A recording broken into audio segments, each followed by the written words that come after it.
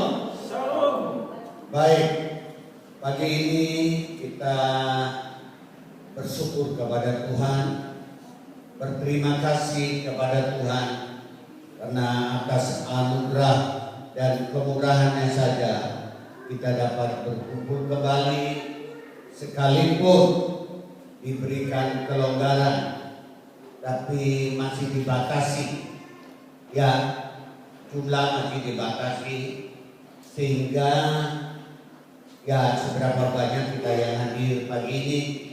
Saya ingin kita membaca surat Roma pasal 8 ayat 29. Roma pasal 8 ayat 29. Nanti saya ingin kita membaca bersama-sama dengan suara yang keras. Pasal 8 dari kitab Roma ayat yang ke-29. Kalau sudah dapat, mari kita membaca bersama-sama. 3, 2, 1.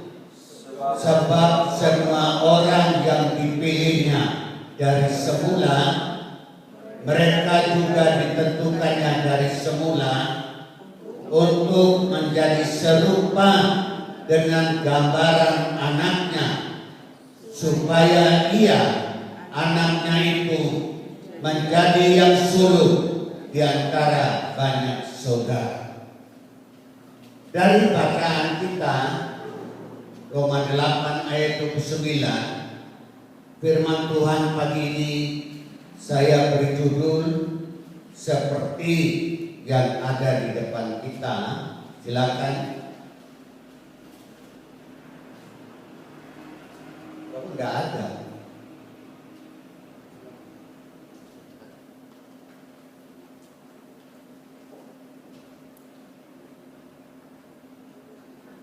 Ya, sambil menunggu, Bapak Ibu perhatikan di sini. Paulus yang mengatakan sebab semua orang tanpa kecuali yang dipilihnya dari semula. Ayatnya dimunculkan.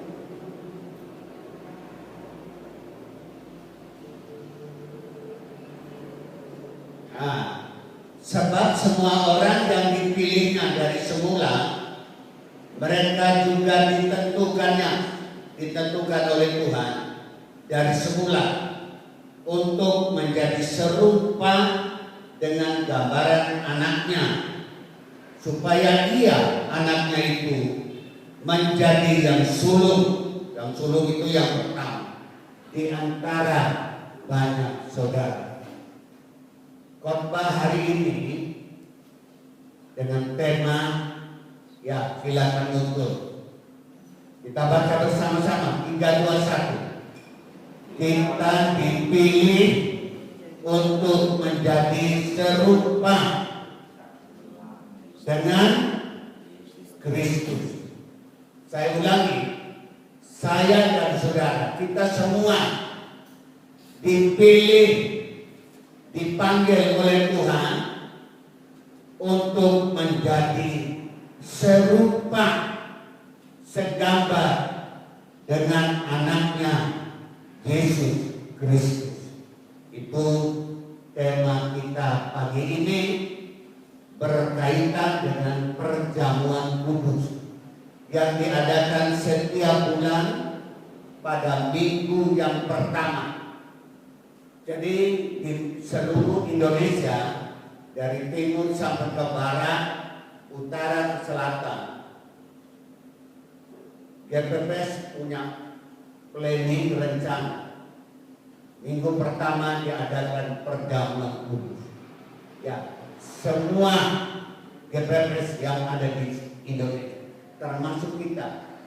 Jadi khotbah hari ini dengan tema kita dipilih oleh Tuhan, bukan dipilih oleh manusia, tapi kita dipilih, dipanggil oleh Tuhan dengan maksud tujuan supaya kita semua menjadi serupa, segambar dengan Kristus. Seyogianya kita harus bersyukur dan berterima kasih kepada Tuhan Yesus, karena Dia telah memilih kita, memanggil kita dari seluruh suku bangsa yang ada di atas permukaan bumi ini. Ya, seperti tertulis di dalam 1 Petrus pasal, mari kita baca 1 Petrus ya pasal 2 ayat 9 dan 10. Ayat ini mengatakan bahwa kita semua dipilih oleh Tuhan, ya, dipanggil oleh Tuhan. Ya, silakan. Tetapi kamulah bangsa yang terpilih, imamah yang rajani, bangsa yang kudus, umat kepunyaan Allah sendiri, supaya kamu memberitakan perbuatan-perbuatan yang besar dari Dia yang telah memanggil kamu keluar dari kegelapan kepada terangnya yang ajaib. Ayat 10. Ya, kamu yang dahulu bukan umat Allah, tetapi yang sekarang telah menjadi umatnya, dan dahulu tidak dikasihani, tetapi yang sekarang telah beroleh belas kasihan. Jadi Bapak Ibu saudara sekalian, Petrus melalui ilham petunjuk Roh Kudus, ya, mengatakan Tuhan telah memilih, memanggil kita, ya, dari seluruh suku bangsa yang ada di atas permukaan bumi ini. Jadi seharusnya saya dan saudara bersyukur dan berterima kasih kepada Tuhan karena Dia telah memilih dan memanggil kita semua untuk menjadi umatnya, Ya, haleluya. Ini yang harus kita syukuri. Sebelum kita dipanggil dan dipilih oleh Tuhan, kita ini bukan umatnya. Ya, saya dan saudara bukan umat Tuhan. Ya, orang kafir. Ya, orang kafir. Yang seharusnya kita dihukum, dibinasakan oleh Tuhan. Tapi oleh belas kasihan Tuhan, saya dan saudara dipanggil, dipilih oleh Tuhan. Ya. Nah, selanjutnya Bapak Ibu, kalau Tuhan sudah memanggil dan memilih kita dari seluruh suku bangsa yang ada di atas permukaan bumi ini, pasti Allah punya planning, punya rencana, punya tujuan, punya maksud. Ya, tentu Bapak Ibu bertanya, rencana Tuhan itu apa terhadap umat Tuhan, terhadap kita semua yang telah dipilih oleh Tuhan? Apa rencana Tuhan? Jawabnya Bapak Ibu, rencana Tuhan di dalam Roma pasal 8 tadi ya, ayat yang kita baca ya, ayat ini mengatakan, sebab semua orang yang dipilihnya dari semula, mereka juga ditentukannya dari semula untuk menjadi serupa dengan gambaran anaknya, supaya anaknya itu menjadi yang sulung di antara, ini salah ini, bukan Roma, tadi Petrus tadi, lupa. Tetapi kalaulah bangsa yang terpilih, bangsa yang kudus, umat kepunyaan Allah sendiri, supaya kamu memberitakan perbuatan-perbuatan besar dari Dia yang telah memanggil kamu keluar dari kegelapan kepada terangnya yang ajaib. Ayat selanjutnya mengatakan, kamu yang dahulu bukan umat, tapi sekarang telah menjadi umatnya, yang dahulu dikasihani, tapi sekarang telah beroleh belas kasihan.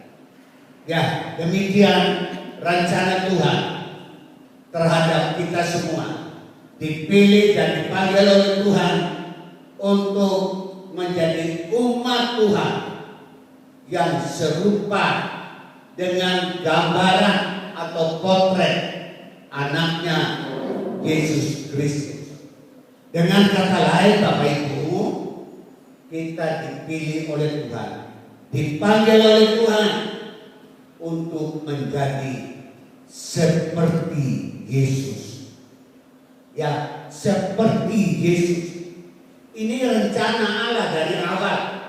Ya, dari saat kita dipilih, dipanggil oleh Tuhan, Allah punya plan, punya rencana menjadi umat Tuhan, ya, menjadi gereja Tuhan yang serupa dengan potret anaknya Yesus Kristus. Ya, haleluya. Mungkin Bapak Ibu bertanya, ya, apa bisa kita dipilih untuk menjadi umat Tuhan yang segambar, sesuai dengan potret anaknya Yesus Kristus? Apakah bisa? Secara manusia Bapak Ibu susah. Ya, agak berat. Ya, kita ditentukan oleh Tuhan, sudah dipersiapkan oleh Tuhan untuk menjadi umat Tuhan yang serupa, segambar, sepotret dengan anaknya Yesus Kristus. Sekali lagi, secara manusia tidak mungkin. Tapi kalau Allah menghendaki demikian, pasti Allah memberikan kemampuan kepada kita supaya kita bisa hidup sesuai dengan rencana Tuhan. Ya, supaya kita bisa hidup sesuai dengan apa yang telah dilakukan oleh Yesus selama berada di atas muka bumi ini. Seperti yang kita ketahui, umur Tuhan Yesus itu singkat. Pada saat umur 30 tahun dipanggil oleh Tuhan untuk melayani. Hidup 3,5 tahun dalam pelayanan, kemudian mati di atas kayu salib. Jadi umur Tuhan Yesus itu singkat, kurang lebih 33,5 tahun. Ya, jadi umurnya pendek Bapak Ibu. Nah, selama Yesus hidup di atas permukaan bumi ini, ada banyak hal yang harus kita lakukan. Ada beberapa hal yang perlu kita teladani dari sesembahan kita, yaitu Tuhan Yesus Kristus. Coba kita baca di dalam 1 Yohanes. Ya, ayat itu lupa Bapak Ibu. Di dalam 1 Yohanes, ya, pasal 2. Coba kita baca Bapak Ibu. 1 Yohanes pasal 2. Saya masih cari lagi Bapak Ibu.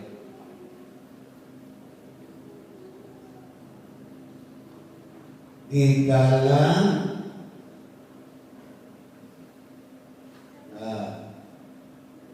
dari ayat 4. Filipi pas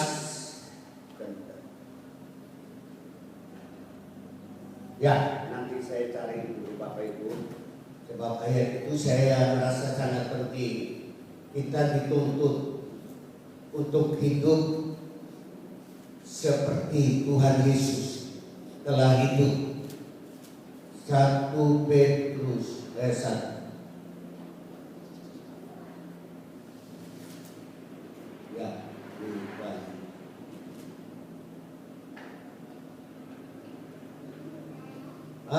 Sudah dapat ini. 1 Yohanes pasal yang kedua, ayat yang ke-6. Tolong munculkan ayat ini. 1 Yohanes pasal 2 ayat 6 mengatakan demikian. Kita baca bersama-sama. 3, 2, 1. Barang siapa mengatakan bahwa ia ada di dalam Dia, ia wajib hidup sama seperti Kristus telah hidup. Ya, ayat ini jangan dipakai untuk berkhotbah kepada orang-orang yang mati di luar Tuhan. Tidak cocok. Ayat ini ditujukan kepada orang-orang yang sudah di dalam Tuhan. Barang siapa mengatakan bahwa ia ada di dalam Yesus, ia wajib. Kata wajib itu artinya harus hidup sama seperti Kristus telah hidup. Demikian nasib apa yang dikatakan oleh Rasul Yohanes. Jadi perbuatan kita, tingkah laku kita selama ada di atas muka bumi ini, sudah ada patokan, sudah ada petunjuk. Ya, Yesus telah memberikan contoh teladan. Pertanyaannya dalam hal apa yang Yesus lakukan, kerjakan selama ada di atas muka bumi. Yang pertama adalah kerendahan hati. Ya, poin yang pertama yang kita harus meneladani dari Tuhan kita Yesus Kristus adalah kerendahan hati. Dapat kita baca di dalam Matius pasal 11 ayat 29. Pikulanku yang kupasang dan belajarlah padaku, karena aku lemah lembut dan rendah hati, dan jiwamu akan mendapat ketenangan. Di sekolah Alkitab tidak ada mata kuliah kerendahan hati, tidak ada. Tapi kita perlu belajar. Tuhan Yesus memproklamirkan dirinya, menyatakan dirinya, karena aku lemah lembut dan rendah hati, dan jiwamu akan mendapat ketenangan. Jadi kita perlu belajar tentang kerendahan hati selama Yesus ada di atas muka bumi. Ya, Jangan belajar kepada hamba Tuhan. Hamba Tuhan terkadang sekali jadi orang terkena menjadi sombong, menjadi tinggi hati. Itu banyak. Hampir di setiap organisasi itu kan sudah di atas. Belajar untuk kerendahan itu susah. Ya, tapi pagi ini berkaitan dengan perjamuan kudus, kita mau belajar seperti guru kita, seperti Tuhan kita, Yesus Kristus. Dia sekalipun dia adalah guru dan Tuhan, dia menanggalkan jubah kebesarannya, jubah kemuliaannya. Dia mau membasuh kaki murid-murid. Semua murid-murid dibasuh, dibersih kaki. Haleluya. Ini pelajaran tentang kerendahan hati. Haleluya. Ini yang pertama. Poin yang kedua, apa yang dikerjakan oleh Yesus selama di atas muka bumi adalah ketaatan terhadap perintah Sang Bapa. Filipi pasal 2 ayat yang ke-8. Filipi pasal 2 ayat yang ke-8 demikian. Dan dalam keadaan sebagai manusia, Yesus telah merendahkan diri dan taat sampai mati, bahkan sampai mati di kayu salib. Hal yang kedua kita belajar dari guru kita, Tuhan kita, adalah taat terhadap kehendak Allah. Pada saat Yesus berada di Taman Getsemani, ya, Yesus kan berdoa kepada Bapa, jikalau boleh jauhkan cawan ini. Cawan bukan berisi anggur yang manis, Bapak Ibu, tapi cawan yang di dalam isinya dosa, penyakit, ya, penderitaan dan sebagainya. Itu yang harus dia tanggung, ya, yang harus dia pikul. Jikalau boleh, jauhkanlah cawan ini daripada. Tapi itu bukan kehendakku yang jadi, melainkan kehendak Bapa di sorga. Yesus harus pikul, Yesus harus menanggung penderitaan, ya, belajar taat terhadap perintah Sang Bapa. Dalam keadaan sebagai manusia, ya, dia telah merendahkan dirinya dan taat sampai mati, bahkan sampai mati di kayu salib. Oh, yang kedua. Lalu yang ketiga, Bapak Ibu, mengampuni orang-orang yang telah menyalibkan dia. Lukas 23 ayat 34, ayat yang seringkali kita baca kalau ada perjamuan kudus. Ya, silakan Lukas 23 ayat 34. Demikian Yesus berkata, ya Bapa, ampunilah mereka, sebab mereka tidak tahu apa yang mereka perbuat. Dan mereka membuat undi untuk membagi pakaian. Tatkala Yesus, ya, detik-detik terakhir sebelum dia menyerahkan nyawanya atau rohnya kepada Bapa, Yesus berdoa, ya Bapa, ampunilah mereka. Mereka itu siapa? Ya, mereka itu siapa? Orang-orang yang telah menyalibkan dia. Yesus berdoa untuk Pilatus. Yesus berdoa orang-orang yang telah menghina, orang-orang yang telah menghujat dia, menendang, memukul. Ya, Yesus berdoa, ya Bapa, ampunilah mereka, sebab mereka tidak tahu apa yang mereka perbuat. Secara logika kita manusia, mana mungkin bisa, ya.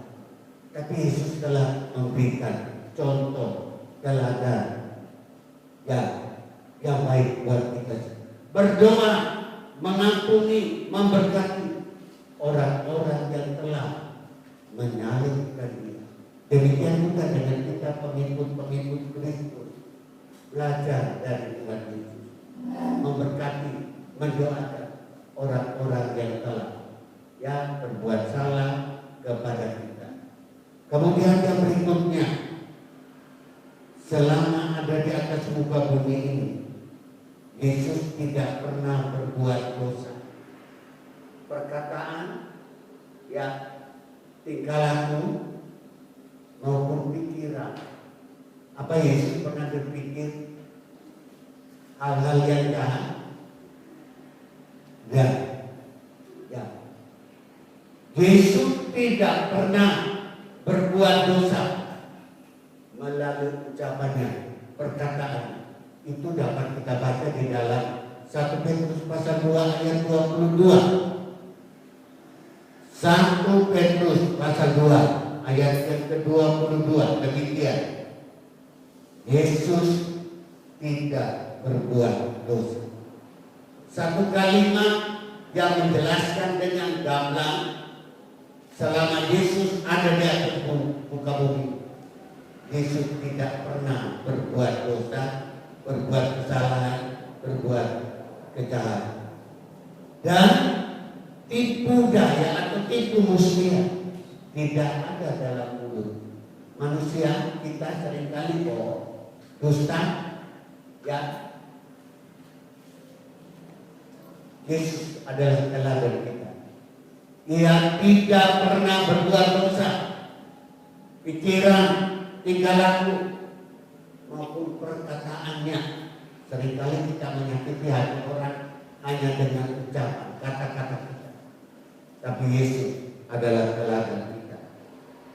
Apalagi banyak hal yang kita dapat melalui perbuatan Yesus selama ada di atas muka bumi. Jadi inilah firman Tuhan pagi ini yang saya sampaikan kepada kita semua. Tolong diulang, tema kita pagi ini berbicara tentang kita dipilih untuk menjadi serupa, segambar dengan potret anaknya itu. Serupa itu artinya sama Bapak Ibu. Serupa bukan dalam hal fisik.